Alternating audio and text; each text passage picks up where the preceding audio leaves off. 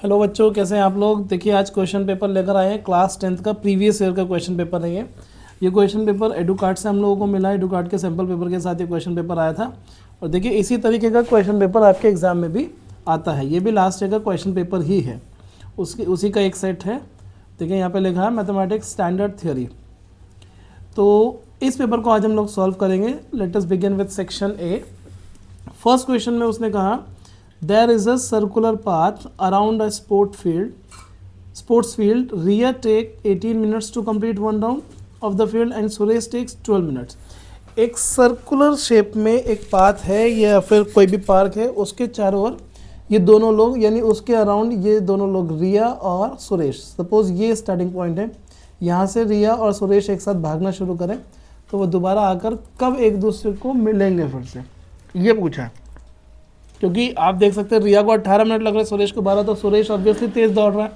अब अगर सुरेश तेज़ दौड़ रहा है तो वो तो आगे चला जाएगा रिया से, लेकिन एक क्योंकि फील्ड सर्कुलर है तो वो एक ना एक पॉइंट पर आकर दोबारा ज़रूर मिलेंगे। तो उसी को पूछा कि कब मिलेंगे।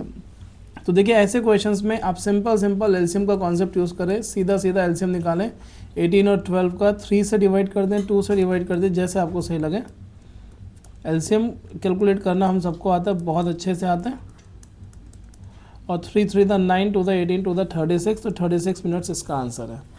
सेकंड है क्वाड्रेटिक पॉलिनोमियल जिसके जीरोज ये हैं। आपको पॉलिनोमियल दे दिया, एक जीरो दे दिया, अल्फा इज़ -3 बीटा इज़ 1 और हमें क्वाड्रेटिक पॉलिनोमियल फॉर्म करना है। आपके पास सीधा सा फॉर्मूला होता है और देखिए ये छोटे फॉर्मूले हैं जो कि आपको याद करने हैं और ये आपको पता होने चाहिए क्योंकि ये हमारे लिए बहुत ईजी है और ज़रूरी है।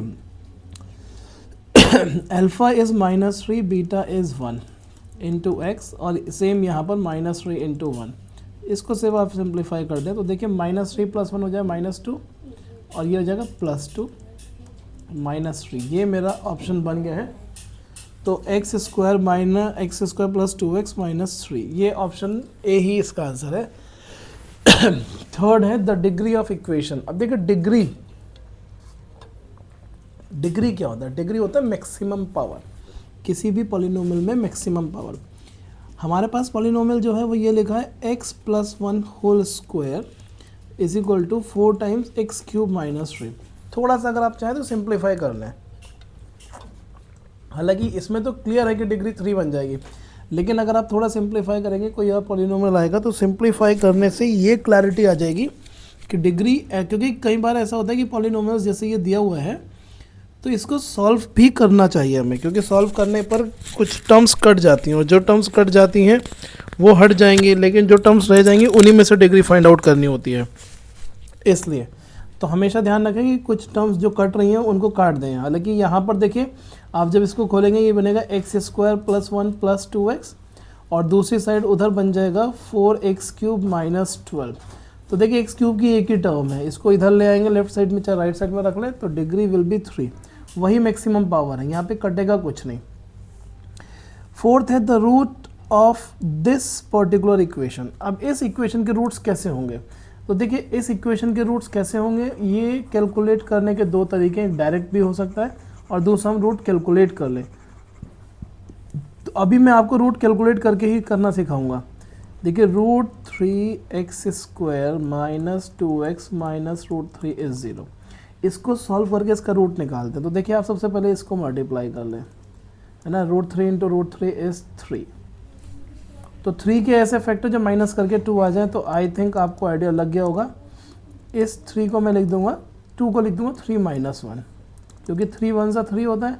3 - 1 = 2 and 3 × 1 = 3। अब आप इस ब्रैकेट को खोलिएगा, सिंप्लीफाई कीजिएगा, माइनस माइनस प्लस। ये गलती बहुत बच्चे करते हैं, जब वो ब्रैकेट खोलेंगे तो माइनस का साइन कॉमन की वजह से अंदर का साइन चेंज नहीं करेंगे। अब देखिए √3 और 3 में √3 कॉमन आएगा तो √3 कॉमन लीजिएगा, इधर से बचेगा x और √3 से 3 को डिवाइड करेंगे तो √3 ही आएगा। अगर किसी भी पॉइंट पर आपको कभी भी डाउट लगे आप तो प्लीज़ एक कमेंट बॉक्स में मुझे लिख के छोड़ दीजिएगा। I will explain that point once again. देखिए यहाँ पर दो वैल्यूज़ x की आ रही हैं, एक आ रही है √3 और एक आ रही है -1/√3। दो वैल्यूज़ आ रही हैं, आप देख सकते हैं दोनों वैल्यूज़ कैसी हैं, रियल हैं, इमेजिनरी नहीं है कोई भी। उसके बाद दोनों वैल्यूज़ अलग अलग हैं। तो आई थिंक इसका आंसर क्या बनना चाहिए? देखिए फर्स्ट ऑप्शन है इरेशनल एंड डिस्टिंक्ट। इरेशनल, क्या ये दोनों इरेशनल है? √3 is irrational and 1/√3 is also irrational. Yes, तो ये सही लग रहा है। नॉट रियल, नॉट रियल कहना गलत है, इरेशनल भी रियल ही होते हैं। रैशनल एंड डिस्टिंक्ट, डिस्टिंक्ट है बट रैशनल नहीं है। एंड रियल एंड इक्वल, तो इक्वल तो है ही नहीं, तो ये ऑप्शन तो वैसे भी कट हो गया। नेक्स्ट क्वेश्चन देखते हैं, क्वेश्चन नंबर 5। उसने कहा the list of the prices of various clothing items are given in the form of this and this. देखो उसने आपको एक एपी दी है x-7, x-2 एंड x+3। उसने कहा what will be the 15th term in this list. इस list में 15 term बता दो। अब देखिए ये आपको सीरीज दे दी हुई है, फर्स्ट, ये सेकंड, ये थर्ड। अगर आपको 15th आइटम निकालना तो A15 का फॉर्मूला A + 14D। ए तो मेरे पास ये रखा हुआ है x + x-7, है ना। लेकिन मुझे 14 × D करना है। अब D कहाँ से आएगा? D होता है, D क्या होता है? D is the common difference, यानी आप कोई सी भी दो कॉन्जिक्यूटिव टर्म्स को माइनस करें, आगे वाले टर्म्स में तो पीछे वाली, तो आप करिए x+2 - x-7, it will give you D। तो माइनस कर दीजिएगा, माइनस +7 हो जाएगा। देखिए ऐसे क्वेश्चंस बन रहे हैं 7 और 9 जो बहुत इजी हैं, तो आपको इतना ध्यान रखना है कि भैया सही से कर देना है। अगर सही से नहीं किया तो सब गड़बड़ हो जाएगा, है ना। तो इसलिए इस चीज़ को ध्यान रखें कि हम क्वेश्चन को सही से सॉल्व करें। अब यहाँ पर एक थोड़ी सी गड़बड़ हो गई कि ये 2 माइनस का था, x-2 है ये, तो इसको थोड़ा सा करेक्शन कर लेते हैं। इट इज़ x-2, ये x-2 है। देखिए अगर वैल्यूज़ हमने गलत लगा दी तो पूरा क्वेश्चन ख़राब हो जाएगा। अब ये बना 5, है ना। तो x-7 + 14 × 5 = 70। तो इसको सॉल्व करेंगे तो ये बन जाएगा 70 - 7 = 63। अब वो भी प्लस का, तो ये ऑप्शन हमारा करेक्ट आंसर बन गया है। अच्छा नेक्स्ट क्वेश्चन देखिए, उसने क्या कहा? The discriminant of the equation. देखिए दोस्तों एक चीज़ ध्यान रखिएगा बच्चों कि कभी भी कैलकुलेशन में बहुत जल्दी मत कीजिएगा। ये कैलकुलेशन ही छोटी छोटी गलतियाँ करा देती है हमसे, और हमारा पूरा क्वेश्चन जो हमें आता भी है वो भी गलत हो जाता है। कभी भी दिक्कत लगती है आप बिल्कुल मैसेज कीजिएगा, चैट बॉक्स में लिख के भेजिएगा, कमेंट में लिख के भेजिएगा, हम करेंगे उसको सॉल्व। देखिए क्वेश्चन में कहा x + 1 होल क्यूब। अब ये क्वेश्चन ऐसा है कि मैक्सिमम बच्चे इसको छोड़ देते हैं। हमने बोर्ड की कॉपी में देखा है, बच्चे क्वेश्चन को छोड़ देते हैं कि ये तो क्वाड्रेटिक है ही नहीं, ये तो क्वेश्चन ही गलत दे दिया। इसका डिस्क्रिमिनेंट मांग रहे हैं। डिस्क्रिमिनेंट क्या होता है? b² - 4ac। पर वो होता तो क्वाड्रेटिक इक्वेशन के लिए ना, यहाँ पे क्वाड्रेटिक है नहीं इक्वेशन उसके हिसाब से। तो देखिए ऐसा है कि आप सॉल्व करें, आप इसको सॉल्व करें। यहाँ पर a + b का होल क्यूब लगाएं। a + b होल क्यूब का आइडेंटिटी a³ + b³ + 3a² और 3ab²। तो यही आइडेंटिटी आप लगाएं तो ये बन जाएगा x³ 1 का क्यूब 1 + 3a² मतलब x² और b इज़ 1 तो वो यही रहेगा प्लस 3ab², एक 1 का स्क्वायर 1 तो ये 3x एंड 4 - x + x³। अब देखिए यहाँ पर ही सब कुछ हो जाना है। ये x³ और x³ कैंसिल हो गए। अब आपके पास इक्वेशन क्वाड्रेटिक हो गई। जो बचता है सबको लेफ्ट साइड में इकट्ठा कर लीजिए, क्योंकि जब तक इक्वेशन प्रॉपर फॉर्म में नहीं होगी तब तक आप कुछ कर ही नहीं पाओगे। आपको लगेगा ही नहीं कि क्वाड्रेटिक है, जब क्वाड्रेटिक है ही नहीं तो डिस्क्रिमिनेंट निकल ही नहीं पाएगा। देखिए बोर्ड में आप पेपर को जितना ज़्यादा, अभी हम आगे चलते रहेंगे तो आपको भी रियलाइज़ होगा पेपर बहुत ज़्यादा टफ नहीं है, लेकिन कुछ क्वेश्चंस को वो ऐसे घुमा कर देगा कि आपको लगेगा ये तो क्वेश्चन ही गलत है, या फिर आप अटक जाएंगे कि ये क्वेश्चन सॉल्व कैसा होगा। तो देखिए इन्हीं सब चीज़ों को दूर करने के लिए हम लोग ऐसे क्वेश्चंस आपके सामने लाए हैं कि जिससे कि आपको समझ आए कि अच्छा ये क्वेश्चन के इस तरीके के क्वेश्चंस भी आते हैं और हम इस तरीके से कर सकते हैं। ठीक है, सॉल्व करना है, डरना नहीं है क्वेश्चन को देखकर बिल्कुल भी। मैंने इसको कंपेयर किया, दिस इज़ ए, ये बी और ये सी। हमेशा ध्यान रख लीजिएगा कि अगर माइनस साइन कभी भी दिया हो तो उसको माइनस साइन ही लगाएं। माइनस साइन कोफिशिएंट का जो साइन है वो कभी नहीं छोड़ना, इग्नोर नहीं करना है। 4 × a is 3 and c is -3। अब देखिए 16 और माइनस माइनस तो हो गए ये प्लस, 4 × 3 = 12, 12 × 3 = 36। तो 6 और 6 12 और 3 और 2 5, ये हमारा आ गया है 52। ये भी ऑप्शन ए दिख रहा है। देखिए ऑब्जेक्टिव क्वेश्चन को सॉल्व करिएगा, कभी भी तुक्के मत बढ़ाइएगा इसमें कि कुछ भी नहीं समझ आ रहा तो कुछ भी लगा दिया। कोशिश जरूर कीजिएगा, बहुत इजी क्वेश्चंस होते हैं और आपसे डेफिनेटली हो जाएंगे, थोड़ा सा टाइम लगाइएगा बस। नेक्स्ट है the next term of the A P 3 फिर 3 + √2 3 + 2 √2 3 + 3 √2। देखिए आप इस ए पी को ध्यान से देखिएगा, यहाँ पर √2 बढ़ता जा रहा है, यहाँ पर √2 नहीं है यानी 0 √2, फिर 1 √2, फिर 2 √2 3 √2, तब आ जाएगा 3 + 4 √2, यानी option B should be the correct answer. Next the value of X and Y. आपको दो इक्वेशन दे दी, लीजिए इतना इजी क्वेश्चन उसने आपसे पूछ लिया, दो इक्वेशन देकर वो कह रहा है कि इसमें एक्स और वाई बता दो। और ये क्वेश्चन तो ऐसा है, देखिए आप ऑप्शन से भी कर सकते हो और चाहे तो सॉल्व करके भी कर लें।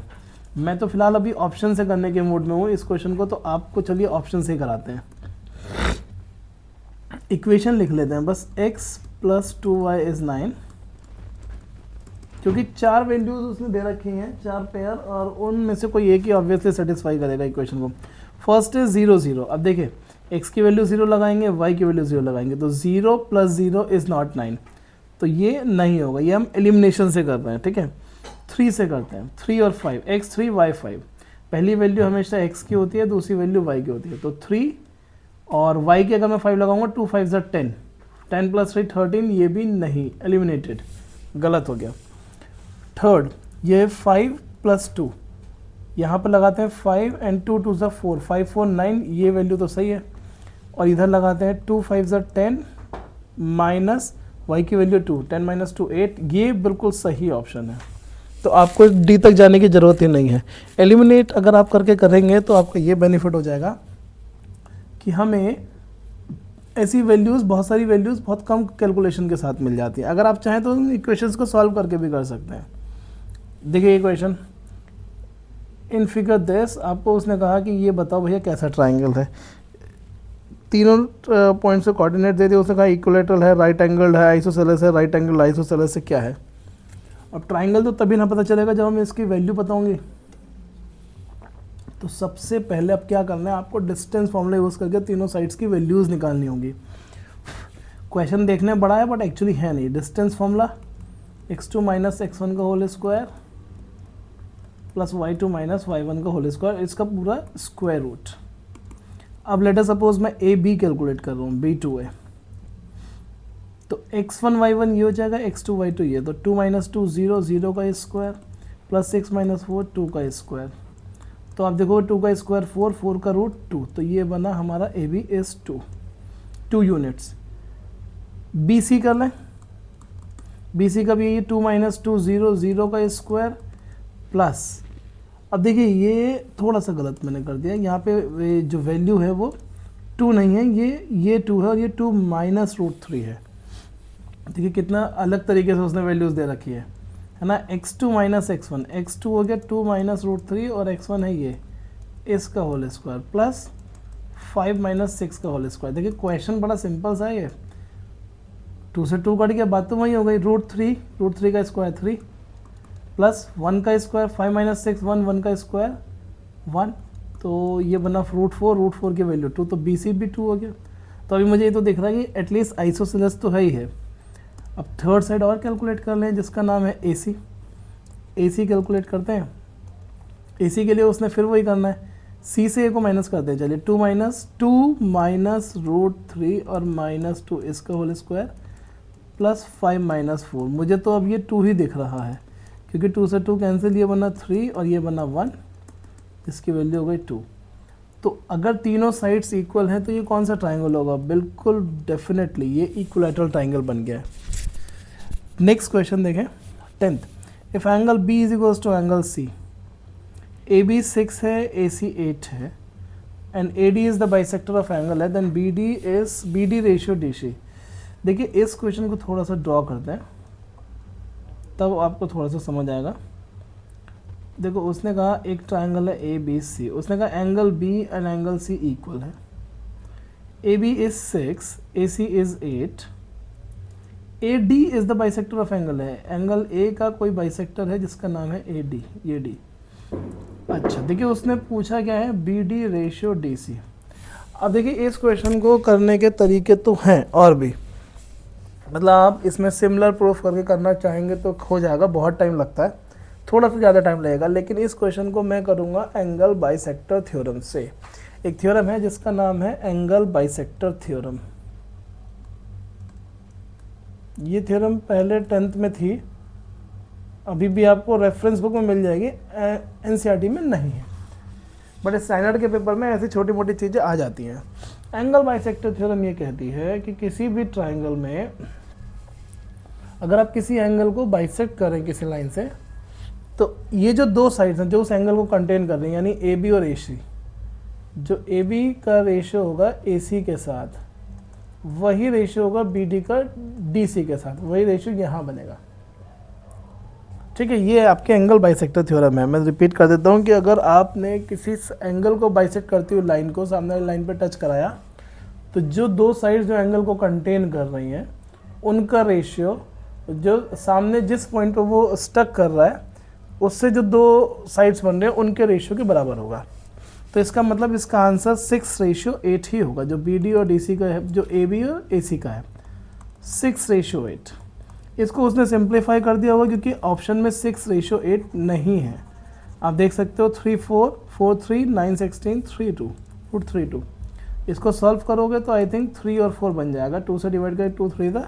तो सिंपल क्वेश्चन है, लेकिन एंगल बाइसेक्टर थ्योरम की नॉलेज आपको होनी चाहिए, तभी ईजी है, नहीं तो नहीं है। Next question number 11, the coordinates of a point on Y axis. अब देखिए उसने यहाँ पर इतनी बड़े हिंट दे दिया, on Y axis. Y axis पे कोई कोऑर्डिनेट है अगर किसी पॉइंट का, तो उसके कोऑर्डिनेट हमेशा 0, y के फॉर्म में होंगे। इतना आपको ध्यान रखना कि वाई एक्सिस पर है तो भैया 0, y होंगे, which is equal distance from this point and this point, जो इन दोनों पॉइंट से इक्वल डिस्टेंस पर है। तो इस क्वेश्चन को अगर मैं चाहूँ तो सॉल्व करूँगा, लेकिन मैं बिना सॉल्व करे ही इसका आंसर लेकर आऊँगा, मुझे सॉल्व करने की ज़रूरत ही नहीं, क्योंकि उसने कहा कि पॉइंट है वाई एक्सिस पर, कोऑर्डिनेट्स देखो 4 2 3 2 9 2 एंड 0 9।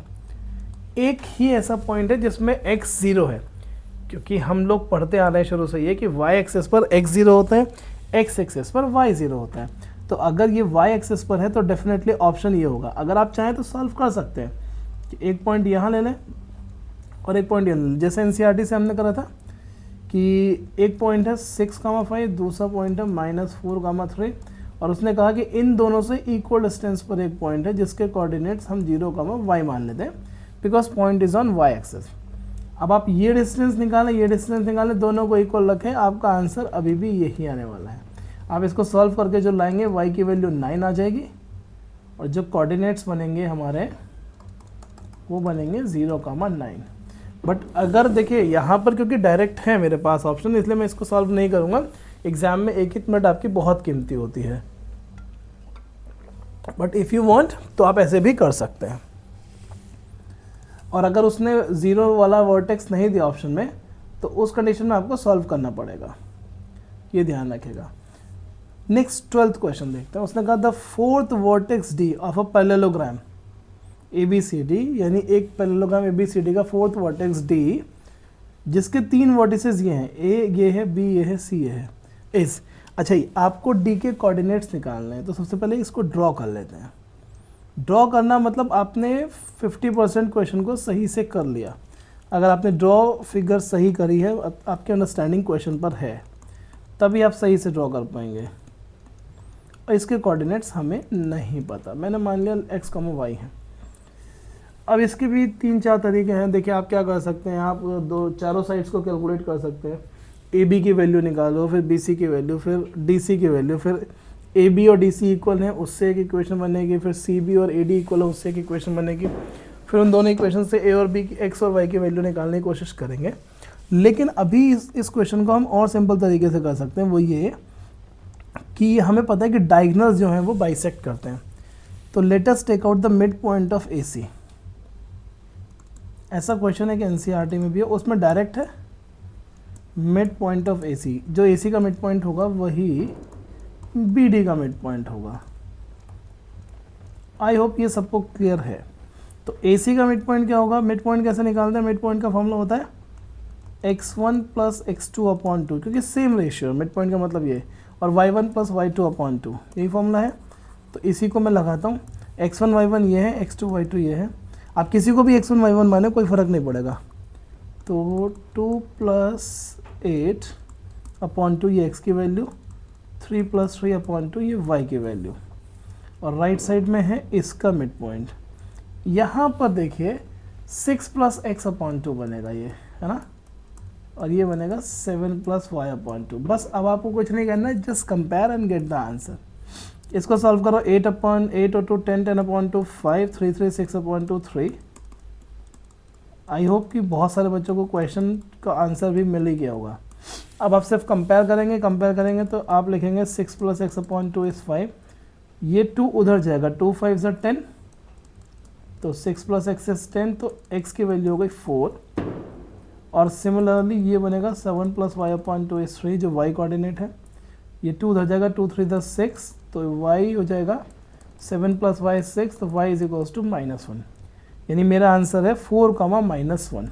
ऑप्शन ढूंढ लेते हैं, 0 1, ये ऑप्शन है 4, -1, देखिए सी वाला। तो this is the answer. Next question number 13 देखते हैं।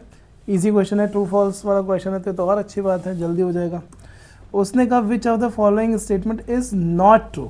नॉट ट्रू का मतलब होता है जो गलत है, फॉल्स है। All congruent figures are similar, यानी जितने भी फिगर्स कॉन्ग्रेंट होते हैं, कॉन्ग्रेंट ट्राइंगल्स 9th में पढ़ा था, सेम शेप सेम साइज, बिल्कुल ही एक से ट्राइंगल या एक सी फिगर कोई सी भी दो, वो कॉन्ग्रेंट होंगी। तो जो कॉन्ग्रेंट है वो तो सिमिलर होता ही होता है, ये ठीक है, इट इज़ ट्रू। इधर से हटाकर इधर में लिख देता हूँ कि this is true. All similar are congruent, all similar figures are congruent, ये सही नहीं है, ये फॉल्स है। तो हमारा ऑप्शन ये बन जाएगा। मुझे आगे नहीं पढ़ना है। एक चीज़ ध्यान रखिएगा, जब भी क्वेश्चंस करेंगे मैं आपको कुछ आंसर शीट भी दिखा दूंगा जो बच्चे सॉल्व करके लेकर आते हैं अपने सैम्पल पेपर चेक कराने, किस तरीके की मिस्टेक्स वो करते हैं। देखिए छोटी छोटी चीज़ें वो ना बड़ा इंपॉर्टेंट होती हैं, और आप लोग छोटी छोटी चीज़ों में अगर गलतियां करेंगे तो बहुत प्रॉब्लम होगी। तो बहुत ध्यान से करें प्लीज़, और क्वेश्चन को रीड बहुत अच्छे से करें, मतलब एक एक लाइन को, एक एक वर्ड को बहुत ध्यान से रीड करें, क्योंकि रीड जितना ध्यान से करेंगे उतनी आपकी अंडरस्टैंडिंग अच्छी होगी। और स्पेसिफिकली अब जो रिवीजन टाइम होगा आपका, तो रिवीजन करते टाइम बहुत ज़्यादा ध्यान रखें कि हमें क्या रिवाइज करना है और किस तरह से एक एक वर्ड को, एक एक क्वेश्चन को ध्यान से रीड करेंगे, तभी सब सही होगा, नहीं तो फिर गड़बड़ कर देंगे आप लोग। तो इससे बचने के लिए बस ये है कि प्रैक्टिस रेगुलर करें। देखिए नेक्स्ट क्वेश्चन है, the perimeter of a quadrant of a circle जिसकी रेडियस r है। एक क्वाड्रेंट, सर्कल का क्वाड्रेंट, देखिए सर्कल तो सबको पता है, और क्वाड्रेंट मतलब सर्कल के जब हम 4 पार्ट करते हैं तो कोई सा भी एक पार्ट, ये 1/4 ऑफ अ सर्कल, इसका पेरीमीटर आप फिगर देखिए जरा, ये पेरीमीटर इस पोर्शन का, हमें ये पता है ये रेडियस है, ये रेडियस है, ये तो पता है। इसको क्या कहेंगे, ये जो पोर्शन है। अब देखिए ये जो पूरा सर्कल है इसकी लेंथ होती है 2πr, और ये क्या है 2πr/4, उसका 1/4 है, तो πr/2 हो गया इसका मतलब ये, और प्लस r, तो सॉल्व कर लें थोड़ा सा। देखिए ऑप्शन में क्योंकि ये नहीं है r + r, तो ये बनेगा हमारा 2r + πr/2। Do we have any option in this way, कुछ ऐसा ऑप्शन है कहीं पर? देखिए r²/2 ये तो नहीं हो सकता है, r² हमारा नहीं बन रहा है। चलिए इसको थोड़ा सा सॉल्व कर लेते हैं, कुछ ऑप्शन तो क्योंकि नहीं बन रहा है, ये भी नहीं बनेगा, इसमें तो r ही नहीं है तो बनेगा नहीं, तो मुझे ऑप्शन तो यही समझ आ रहा है, लेकिन आपके लिए सॉल्व कर देते हैं इसको, ठीक है। तो सॉल्व करते हैं, तो इसके अपन ने 1 मान लें, एलसीएम लेना, 2 2 = 4 r + πr/2। देखिए ऊपर से r कॉमन है, ले लीजिएगा, तो ये बचेगा 4 + π और नीचे बचा 2। देखिए यही ऑप्शन है, r/2 4 + π है, π + 4, क्योंकि एडिशन कॉम्यूटेटिव होता है, तो π + 4 और 4 + π एक ही बात है। क्वेश्चन इजी था, इजीली हमने कर लिया। तो देखने में लग रहा है कि पता नहीं ऑप्शन सही आएगा नहीं आएगा, ये तो कैसा है, बट इजी क्वेश्चन है। Next 15th question, A line intersect the y axis and x axis at the point P and Q. एक लाइन x और y एक्सिस को P और Q पे इंटरसेक्ट कर रही है. If 4 का -7 is the midpoint of PQ. भैया एक P और Q है, मान लो ये P है ये Q है, और P जो है वो y एक्सिस पर है. देखिए क्वेश्चन को ध्यान से रीड कर लीजिएगा. उसने कहा intersect the y axis and x axis at P and Q. तो P कौन सा पॉइंट है? y एक्सिस पर पॉइंट है. तो y एक्सिस का मतलब है P के कोऑर्डिनेट्स हैं 0 y, और Q कौन सा पॉइंट है? Q है x एक्सिस पर, तो इसके कोऑर्डिनेट्स हैं x, 0. इन दोनों का जो मिड पॉइंट है ये, उसके कोऑर्डिनेट्स हैं 4, -7. देखिए कितना बढ़िया क्वेश्चन उसने दिया है. उसने कहा P Q के कोऑर्डिनेट्स बता दीजिए. अब मुझे एक बात तो समझ आ गई कि P और Q के जो कोऑर्डिनेट्स होंगे, P में पहला 0 होगा, x 0 होगा, और y में और Q में y 0 होगा. तो एक बार ऑप्शन पर निकाल दें जिसमें P 0, x 0 और इधर y 0. x 0 y 0 ये ठीक लग रहा है. इधर x 0 इधर y 0 ये भी ठीक है. x 0 y 0 x 0 y 0. Option में देखिए इस बार उसने चारों में वैसे दिया है, तो एलिमिनेट तो नहीं हो पा रहा है. तो इसका मतलब हमें सॉल्व ही करना पड़ेगा. अगर यहीं पर बात बन जाती तो और इजी क्वेश्चन था.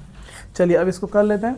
तो मिड पॉइंट का फॉर्मूला फिर वही x1 + x2 upon 2 and y1 + y2 upon 2 is equals to 4 का -7. x को x के साथ, y को y के साथ, सिर्फ इतना करना है. तो x upon 2 y upon 2 is 4 का -7. तो कंपेयर कर रहे हैं तो x अपॉन 2 इज़ 4, तो x विल बी 8. ये तो समझ आ गया आपको, x is 8 and y upon 2 is -7. तो 7 को अब 2 को उधर ले जाए तो y इज़ -14. तो y की वैल्यू -14. y कहाँ पर है? P के कोऑर्डिनेट्स, यानी ये कोऑर्डिनेट्स हैं 0, -14, और दूसरा है 8, 0. तो 0, -14 एंड 8, 0. आंसर में आप चेक कर लीजिए, ये डी ऑप्शन आपका मैच करता हुआ बिल्कुल एग्जैक्ट दिख रहा है. तो इजी क्वेश्चन था, हमने बहुत इजीली इस क्वेश्चन को बाइंड अप किया है. Next question has come and next question बहुत इजी है, आप रीड करो. उसने कहा देखिए the following data represents the wages in thousands. Wages मतलब जो सैलरी होती है वर्कर्स की, उसके लिए ये वर्ड यूज़ किया जाता है. थाउजेंड्स रुपीज़ के हिसाब से, मतलब थाउजेंड्स में वैल्यू दी हुई है, और उसने हमसे कहा कि x जो है वो ये है 11, 14, 17 ये, और f इज़ दिस, मतलब 11 लोगों को ये, 14 को ये, इस तरीके से. ये 3 लोगों को 11,000 मिलता है, 6 लोगों को 14,000, 8 लोगों को 17,000 और 7 लोगों को 20,000. इसका मीनिंग कुछ ऐसा है. उसने कहा मीन का सबसे इजी फॉर्मूला है डायरेक्ट मेथड, जिसको हम कहते हैं x bar is equals to sigma fi xi fx upon sigma f.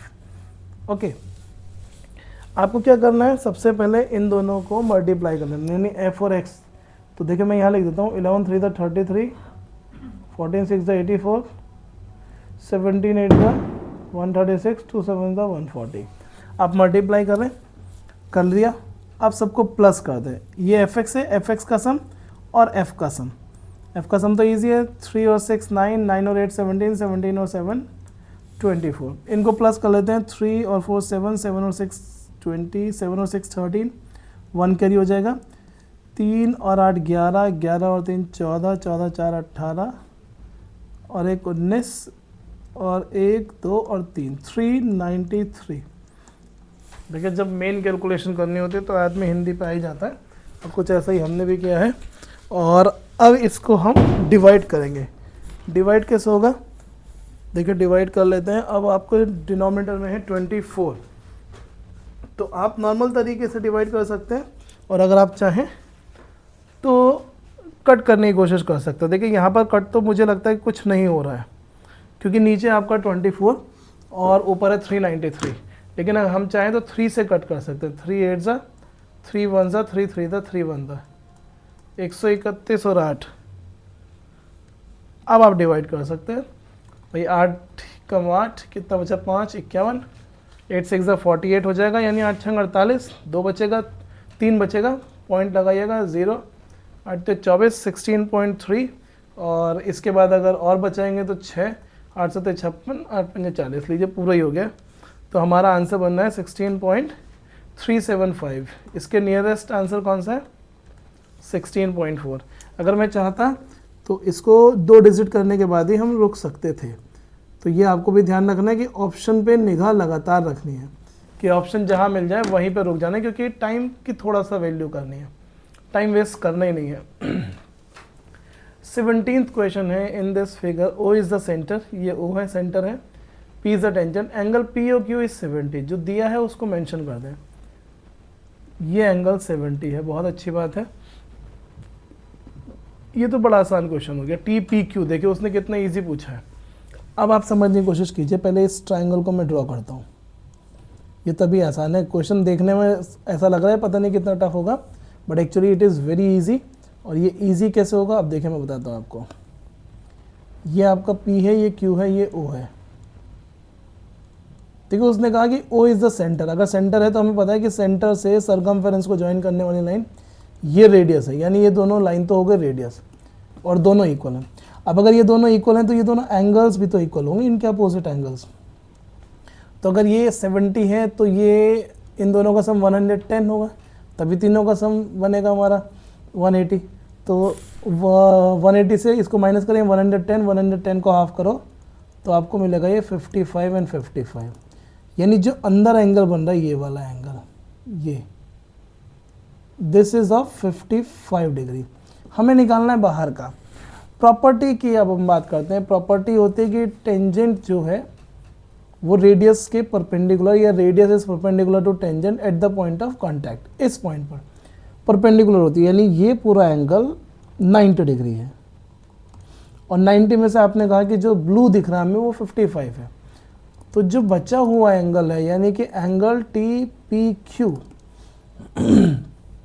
मैं लिख देता हूँ, एंगल TPQ जो होगा ये 90 लिख देते हैं, या फिर पहले इतना लिख देते हैं, angle TPO minus angle QPO होगा। TPO is 90 and QPO is 55। आप माइनस करिएगा तो आंसर आपको मिल जाएगा 35। सिंपल डायरेक्ट क्वेश्चन था। तो फिगर वाले क्वेश्चंस, अगर आपको क्वेश्चन में फिगर मिलकर आ रही हैं तो आप अपने आप को लकी समझिए। जिस क्वेश्चन में फिगर आ गई वो क्वेश्चन बहुत हद तक तो आपके लिए सॉल्व करके क्वेश्चन वाला खुद दे रहा है, ऐसे समझिएगा। नेक्स्ट क्वेश्चन करते हैं। नेक्स्ट क्वेश्चन में उसने हमसे कहा 1 minus sine theta upon 1 plus sine theta का स्क्वायर रूट। अब इस क्वेश्चन को देख के तो आपको अपनी एटलीस्ट एनसीईआरटी की याद आई गई होगी कि भैया ये क्वेश्चन तो हमने बुक में भी देखा है और एक्चुअल में ये क्वेश्चन हमने बुक में किया है ना। तो देखिए इस क्वेश्चन में क्या है, square root of 1 minus sine theta upon 1 plus sine theta. जिन बच्चों ने अच्छे से किया है उनको इसका आंसर भी पता होगा, लेकिन हम कर लेते हैं इस क्वेश्चन को, ईजी है। देखिए ऊपर माइनस है तो माइनस ही रहने देते हैं।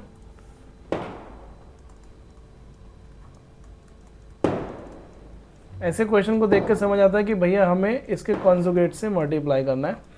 कॉन्जुगेट मतलब जो उसका टर्म है उसका केवल साइन चेंज करना है। जैसे डिनोमिनेटर 1 प्लस साइन था तो मैंने डिनोमिनेटर का कॉन्जुगेट 1 माइनस साइन से मल्टीप्लाई करा ऊपर नीचे। ये 1 minus sine into 1 minus sine. आप जब इन दोनों को मल्टीप्लाई करोगे तो आपको रियलाइज हो रहा होगा कि ये दोनों सेम है। तो ये 1 माइनस साइन थीटा का होल स्क्वायर बना, और नीचे है ये 1 plus sine theta into 1 minus sine theta. तो ये बन रहा है a plus B into A minus B, यानी A square minus B square, और square root as it is. तो देखिए 1 माइनस साइन थीटा का अभी मैं टच नहीं कर रहा हूँ, लेकिन 1 माइनस साइन स्क्वायर थीटा, ये 1 minus sine square theta, this is cos square theta. और क्वेश्चन सॉल्व होता हुआ दिख रहा है बिल्कुल। 1 minus sine theta upon cosine theta. देखिए दोनों साइड स्क्वायर है, न्यूमरेटर और डिनोमिनेटर में, तो मैंने एक साथ ले लिया। रीज़न क्योंकि मुझे इसका स्क्वायर रूट का साइन हटाना है। अब ये साइन इस स्क्वायर से हट जाएगा और जो बचकर आया वो ये बचकर 1 minus sine theta upon cos theta. आप इसको अलग अलग लिख दें, 1 upon cos theta minus sine upon cos theta. 1 upon cos is sec, यानी सेक थीटा, और साइन अपॉन कॉस इज 10, तो 10 sec minus 10। Option number A is the answer. और आप समझिएगा एक नंबर में अगर ये क्वेश्चन आ रहा है तो बहुत अच्छी बात है। ये क्वेश्चन हालांकि 2 नंबर में भी खूब आता है, रिपीटेडली ये क्वेश्चन आता है, आप ऐसा समझिएगा। तो ऐसे क्वेश्चन देखिए, टेक्स्ट बुक का एक भी क्वेश्चन आपको ऐसा नहीं रखना है कि जो आपसे ना हो, स्किप करना ही नहीं है, बिल्कुल अच्छे से ध्यान रखिएगा। चलिए नेक्स्ट क्वेश्चन करते हैं क्विकली, 19 और 20 दो क्वेश्चंस और बाइंड अप करते हैं जल्दी से। असर्शन रीजनिंग के क्वेश्चंस हैं। ऑप्शंस आई होप आपको पता होंगे, मैं एक बार क्लियर कर देता हूँ बहुत जल्दी से कि अगर असर्शन ए और रीज़न आर दोनों ट्रू हैं और रीज़न जो है वो करेक्ट एक्सप्लेनेशन है असर्शन का, तो हम ए ऑप्शन को चूज़ करेंगे। अगर दोनों करेक्ट हैं, ए भी करेक्ट है, रीज़न भी करेक्ट है, but reason is not the correct explanation of A, assertion का करेक्ट एक्सप्लेनेशन नहीं है, then we will choose for B, we will go for B and assertion A is true and R is false. अगर assertion तो सही लग रहा है आपको लेकिन रीज़न गलत है, तो उस कंडीशन में आप सी ऑप्शन चूज़ करेंगे और ये केवल एक ही ऑप्शन है जिसमें रीज़न फॉल्स होगा, बाकी सब में वो कहता है कि रीज़न तो ट्रू ही है, यानी रीज़न सही है, एक्सप्लेन करे ना करे एक अलग बात है। और डी में कहेगा वो कि ए फॉल्स है और रीज़न यहाँ भी ट्रू है। तो एक ऑप्शन सी आपको ऐसा है, अगर रीज़न फॉल्स है तो फिर तो बिना देखे ऑप्शन सी पर टिक कर दें। सबसे इजी है, अगर कहीं पर रीज़न फॉल्स हुआ, अगर आर फॉल्स उसने दे दिया तो आपको कुछ करना ही नहीं है, सीधे सीधे सी पर टिक कर दें without any time wasting any time. चलिए असर्शन देखते हैं। There are infinite number of lines which passes through this point. एक पॉइंट दे दिया, अब देखिए पॉइंट कुछ भी हो, आपको ये ध्यान रखना है एक पॉइंट से इनफाइनाइट लाइन पास होती हैं, ये हम लोग बहुत छोटे क्लास से सीखते आ रहे हैं। अब उसने पॉइंट सिर्फ आपको इसलिए दिया कि आप कंफ्यूज हो जाएं, इसका कोई काम नहीं है इस पॉइंट का। यहाँ पर एक पॉइंट है जो ऐसे रिप्रेजेंट होगा, इससे कितनी भी लाइन आप पास करा लो, कोई दिक्कत नहीं है। तो दिस इज ट्रू, ये ट्रू है। सेकेंड है, a linear equation in two variable has infinite many solutions. एक लीनियर इक्वेशन मैंने मान लो ये लिख दिया 2x + 5y = लेट अस से 7, चलिए इसके बहुत सारे सोल्यूशन होंगे, ये बात भी बिल्कुल सही है। यानी एक पॉइंट से बहुत सारी लाइन पास हो जाएंगे, बहुत सही बात है। और एक लाइन के बहुत सारे सोल्यूशंस होंगे, ये भी सही बात है। पर क्या ये आपस में कितना रिलेट कर रहे हैं ये सोचिएगा आप।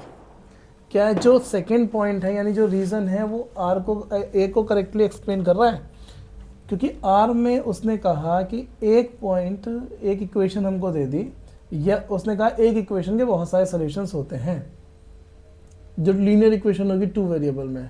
और इसमें कोई डाउट नहीं है, क्योंकि जब आप इसमें जो x की वैल्यू लगाएंगे उसमें y की वैल्यू कुछ ना कुछ आती जाएगी।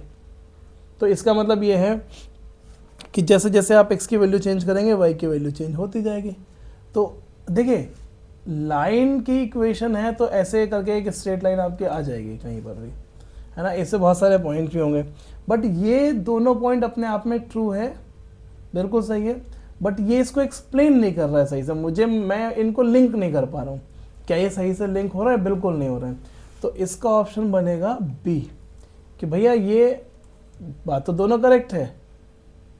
नहीं बी नहीं, R is not correct explanation. Yes, B option इसका सही है कि आर जो है वो ऑप्शन तो ठीक है, मतलब बात तो दोनों सही है लेकिन करेक्ट एक्सप्लेन नहीं कर रहा है। अच्छा नेक्स्ट देखते हैं। अगर दो ट्रायंगल्स जिनके करस्पॉन्डिंग एंगल्स इक्वल हैं तो वो ट्रायंगल सिमिलर होंगे, ये बिल्कुल सही बात है। सिमिलर ट्रायंगल्स में यही पढ़ते आ रहे हैं। सेकेंड है, if in two triangles two angles of one triangle are respectively equal to the two angles of other triangle then the two triangles are similar with angle similar criteria. उसने कहा कि अगर एक ट्रायंगल के दो angle दूसरे triangle के corresponding दोनों के इक्वल होंगे तो थर्ड भी इक्वल होगा, और ट्रायंगल जो है वो थर्ड की उसने बात नहीं की। उसने कहा कि जो ट्रायंगल्स हैं वो ए यानी एंगल सिमिलरिटी क्राइटेरिया से सिमिलर होंगे। ये बिल्कुल सही बात है। तो ये भी ट्रू है, ये भी ट्रू है, और दोनों लिंक भी हैं आपस में पूरी तरीके से। ये इसको एक्सप्लेन भी कर रहा है, तो इसका ऑप्शन मुझे ए समझ आता है क्योंकि ये करेक्ट एक्सप्लेनेशन है इसका। तो बच्चों इस तरह से ये हमारा सेक्शन ए कंप्लीट हुआ। सेक्शन बी हम दूसरी वीडियो में लेकर आएंगे। आप इस वीडियो को शेयर करें अपने फ्रेंड्स के साथ, जो लोग भी 10th का एग्ज़ाम देने वाले हैं, जो 10th की प्रिपरेशन कर रहे हैं, और अच्छे से बढ़िया से प्रिपेयर कीजिएगा। सेक्शन बी हम आपको दूसरी वीडियो में देंगे, इसी वीडियो को पार्ट 2 लेकर आएंगे। तब तक के लिए थैंक यू।